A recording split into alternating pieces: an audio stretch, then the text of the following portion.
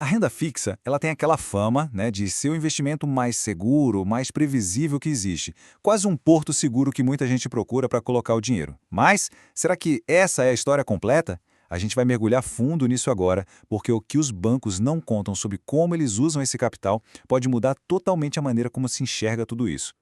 E é exatamente essa a ideia aqui. Vamos desvendar o jogo que os bancos estão jogando com o dinheiro dos clientes, tudo isso enquanto vendem uma imagem de segurança absoluta. O alerta é o seguinte: depois de entender como essa engrenagem funciona, olhar para um extrato bancário pode nunca mais ser a mesma coisa. Bom, vamos começar pelo começo. Quando se fala em renda fixa, as palavras que vêm na cabeça são sempre as mesmas: segurança, estabilidade, garantia. É aquele refúgio perfeito para quem tem pavor de perder dinheiro. Mas e se essa segurança for, na verdade, só uma parte da história? E aqui está o pulo do gato. O que pouca gente para pensar é que a renda fixa foi sim desenhada para gerar lucro. Só que o principal beneficiado não é quem investe. Na prática, os bancos oferecem produtos com um retorno mais baixo e usam esse mesmo dinheiro para conseguir lucros muito, mas muito maiores. Ok, então vamos entender o mecanismo por trás disso tudo. Existe um jogo acontecendo nos bastidores, e conhecer as regras é o primeiro passo para não ser apenas mais uma peça nesse tabuleiro. Falando de um jeito bem direto, investir em renda fixa é basicamente como emprestar dinheiro para o banco. A pessoa entrega o capital e, em troca, o banco promete devolver lá na frente com um jurinho. Simples, né? Pois é, mas é justamente nessa simplicidade que mora o truque. Agora, olhem só que interessante essa comparação. O mesmo dinheiro que o investidor empresta ao banco, rendendo, vamos dizer, uns 10% ao ano, é usado pela instituição para emprestar para outras pessoas, para empresas, só que com juros de 25%, 30%, às vezes até mais.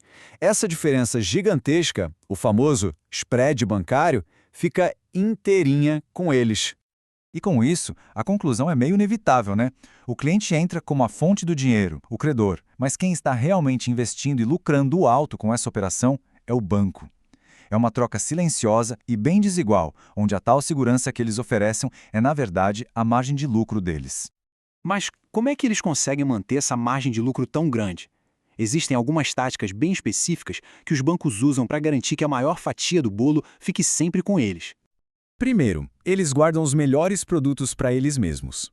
Existem títulos de renda fixa com retornos absurdos, mas esses raramente chegam ao investidor comum. Segundo, eles usam a complexidade como arma. A verdade é que a maioria das pessoas não faz ideia do que é CDI, IPCA, Selic, e eles se aproveitam disso. E terceiro, as famosas taxas invisíveis. Taxa de administração, de custódia, que vão comendo os ganhos antes mesmo que o dinheiro chegue na conta. Agora vamos tocar num ponto sensível. A maior propaganda da renda fixa, a ideia de que não tem risco. Aquela história de investimento com risco zero precisa ser olhada com uma lupa, porque o risco existe sim, ele só está bem disfarçado. Existem pelo menos 3 riscos bem importantes. O risco de crédito, ou seja, a chance da instituição quebrar. O risco de liquidez, porque mesmo com a garantia do FGC, o acesso ao dinheiro pode levar meses. E o pior de todos, o mais silencioso, o risco da inflação, que vai destruindo o poder de compra aos pouquinhos, sem ninguém perceber. E para isso não ficar só na teoria, vamos ver um exemplo bem prático. Essa aqui é a história da Mariana, que ilustra perfeitamente esse risco da inflação que eu acabei de falar.